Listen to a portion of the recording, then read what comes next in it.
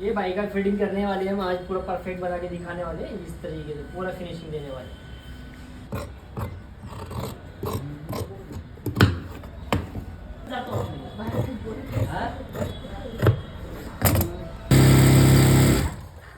कोण आले? कोणाच्या गाडीला? यमच.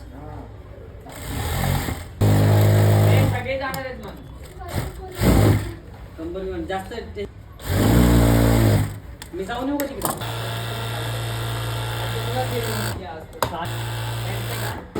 ए भाई.